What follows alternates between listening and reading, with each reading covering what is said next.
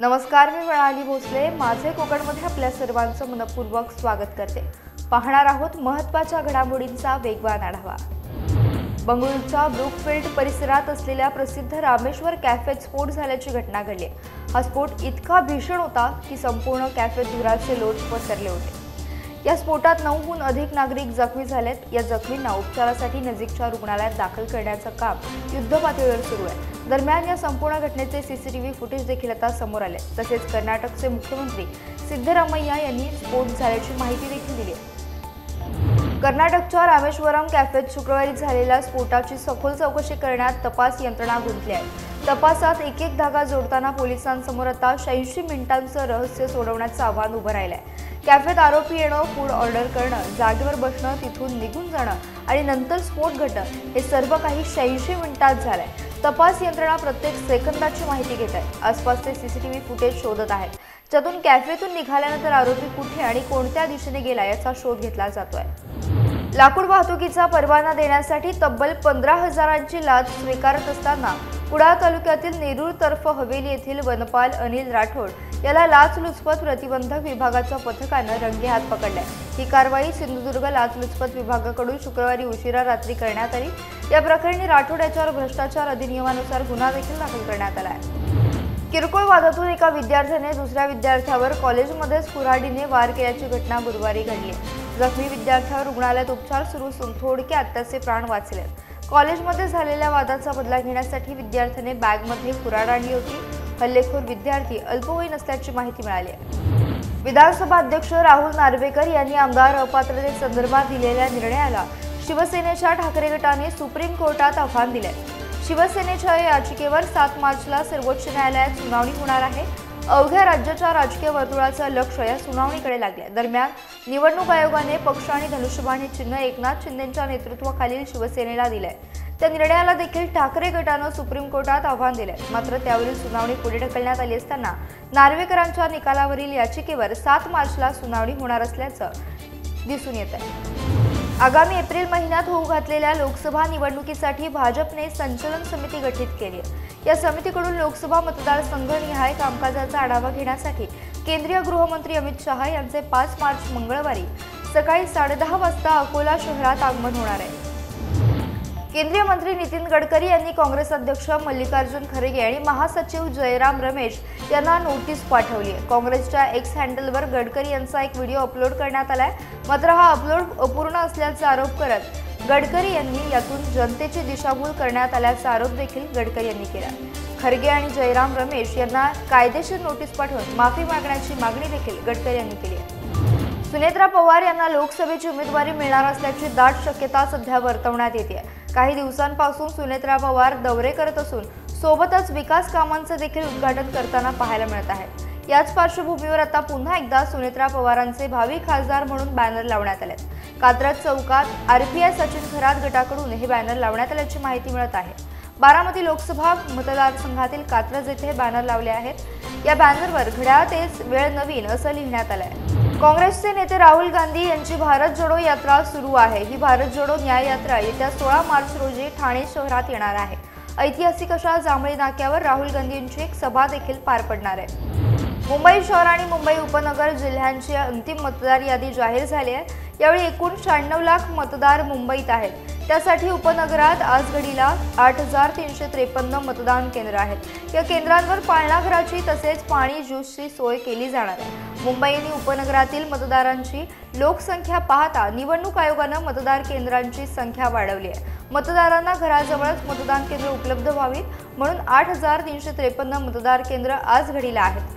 शहरातील हजारो मतदान केंद्र झोपडपट्टी आणि चाळ परिसरात आहेत. शासकीय, खासगी शाळा, आरोग्य केंद्र, मैदाने, सामाजिक केंद्र अशा स्थळांचा त्यासाठी आश्रय घेतला जातोय.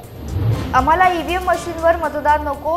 पुढील सर्व निवडणुकीत आम्हाला बॅलेट पेपरवरच मतदान हवे, अन्यथा आमचा मतदानावर बहिष्कार असेल असा ठाम निर्धार लांजा तालुक्यातील रावारी वापेरे ग्रामपंचायतनं घेतला आहे. याबाबत माहिती देण्यासाठी आलेल्या शासकीय अधिकाऱ्यांना रिकाम्या हातानं माघारी फिरावं लागलंय.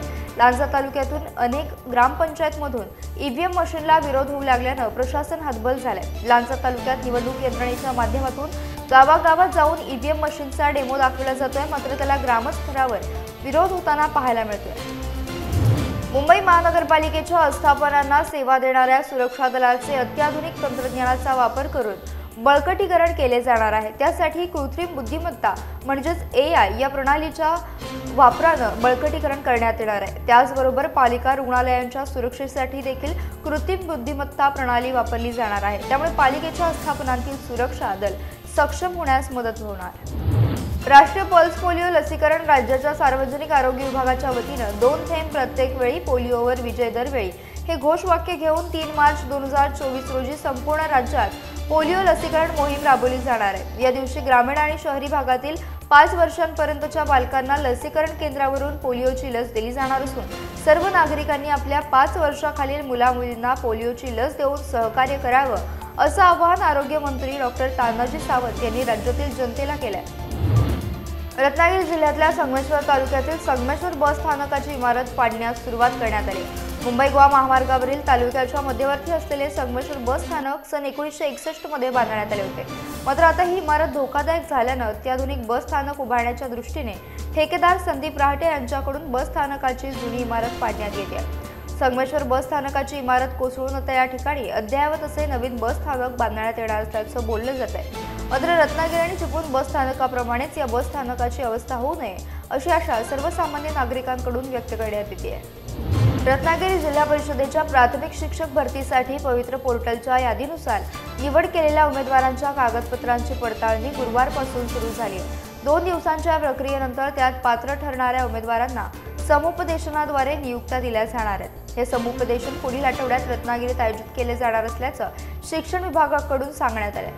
जिल्हा परिषद प्राथमिक शिक्षण विभागातील शिक्षक भरतीची प्रक्रिया अंतिम टप्प्यात आली। प्राथमिक शिक्षक भरतीसाठी पवित्र पोर्टलवर 1068 उमेदवारांची पहिली यादी नुकतीच जाहीर करण्यात आली। विरार-नागपूर महामार्गादरम्यान येणाऱ्या कुवारबाव बाजारपेठेचा प्रश्न पुढील वर्षभरात मार्गी लागेल की नाही अशी शंका आता इथल्या व्यापारी आणि नागरिकांकडून व्यक्त केली जाते। पावसाळ्याआधी निदान सर्व्हिस रोड आणि दोन्ही बाजूकडील गटारे पूर्ण होणे गरजेचे आहे, अन्यथा या भागात कुवारबाव परिसरात पाणीच पाणी पाहायला मिळेल असं बोललं जात आहे। कुवारबाव परिसरातील कामाला वेग आलाय, मात्र सध्या या परिसरातील सर्व्हिस रोड आणि पावसाच्या पाण्यासाठी दुतर्फा गटारे बांधण्यासाठी कंत्राटदाराला सूचना करण्यात आल्या। सध्या हे काम प्रगतीपथावर असल्याचं दिसून येत आहे। कुवारबावच्या उड्डाणपुलाच्या मंजुरीसाठी प्रस्ताव अद्याप वरिष्ठ पातळीवर प्रतीक्षेतच आहे। रत्नागिरी नगरपरिषद हद्दीतील नगरोत्थान योजनेअंतर्गत रत्नागिरी नगरपरिषद हद्दीत येणाऱ्या साळवी स्टॉप परिसरात युनिटी ट्युलिप इमारतीबाहेरील सुलोचना रामचंद्र झगडे कॉर्नर गार्डनचे उद्घाटन राज्याचे उद्योगमंत्री आणि रत्नागिरी जिल्ह्याचे पालकमंत्री नामदार उदय सामंत यांच्या हस्ते करण्यात आले। या गार्डनसाठी सामंत यांच्या माध्यमातून 12 लाखांचा निधी प्राप्त झाला होता। हे नाविन्यपूर्ण गार्डन नगर परिषद हद्दीतील प्रभाग क्रमांक 5 मध्ये लोकांसाठी खुले करण्यात आले।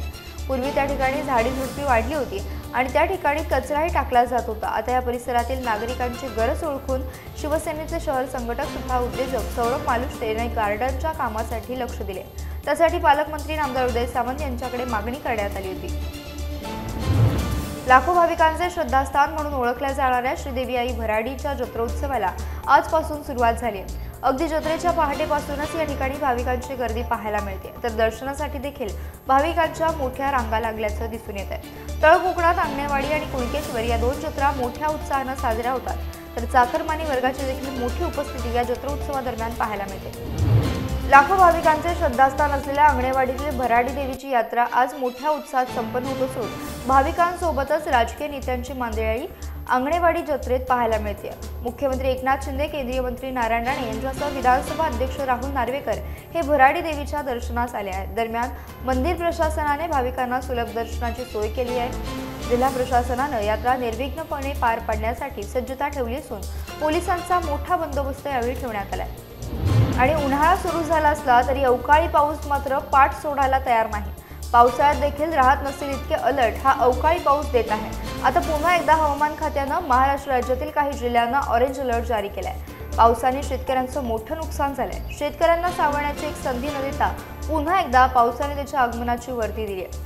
उपराजधानीत आज सकाळपासूनच ढगाळ वातावरण पाहायला मिळत होतं। राज्यात ठिकठिकाणी पावसाचा अंदाज देण्यात आलाय। नागपूरसह विदर्भातील बुलढाणा, अकोला, अमरावती या जिल्ह्यात पावसाचा इशारा देण्यात आलाय, तर मराठवाड्यात देखील परभणी, बीड, हिंगोली आणि मध्य महाराष्ट्रात पुणे तसेच नगर जिल्ह्यात विजांच्या कडकडाटासह ढगांच्या कडकडाटासह पावसाचा इशारा देण्यात आलाय। यासह वेळ झाली इथेच थांबण्याची। तुम्ही कुठेही जाऊ नका, पाहत रहा फक्त माझे कोकण।